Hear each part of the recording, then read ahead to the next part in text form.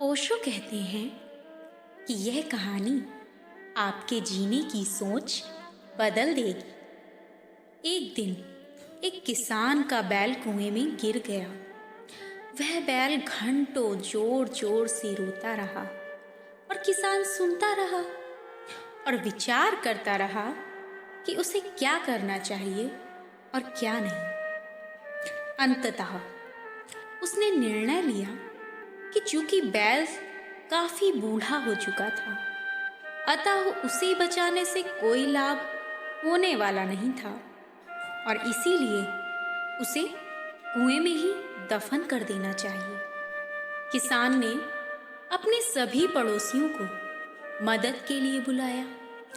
सभी ने एक एक फावड़ा पकड़ा और कुएं में मिट्टी डालना शुरू कर दिया। जैसे ही बैल की समझ में आया कि यह क्या हो रहा है, वह और जोर जोर से चीख चीख कर रोने लगा और फिर अचानक वह आश्चर्यजनक रूप से शांत हो गया। सब लोग चुपचाप कुएं में मिट्टी डालते रहे। तभी किसान ने कुएं में झांका तो वह आश्चर्य से सन्न रह गया। अपनी पीठ पर पड़ने वाले हर फावड़े की मिट्टी के साथ वह बैल एक आश्चर्यजनक हरकत कर रहा था। वह हिल हिल कर उस मिट्टी को नीचे गिरा देता था और फिर एक कदम बढ़ाकर उस पर चढ़ जाता था। जैसे जैसे किसान तथा उसके पड़ोसी उस पर फावड़े से मिट्टी गिराते, वैसे ही वैसे वह हिल हिल कर उस मिट्टी को नीचे गिरा देता और एक सीढ़ी ऊपर चढ़ आता। जल्दी ही सबको आश्चर्यचकित करते हुए वह बैल कुएं के किनारे पर पहुंच गया और फिर कूदकर बाहर भाग गया। तो ध्यान रखें, आपके जीवन में भी बहुत तरह से मिट्टी फेंकी जाएंगी, बहुत तरह की गंदगी आप पर गिरेगी। जैसे कि आपको आगे बढ़ने से रोकने के लिए कोई बेकार में ही आपकी आलोचना करेगा, कोई आपकी सफलता से ईर्ष्या के कारण आपको बेकार में ही भला बुरा भी कहेगा।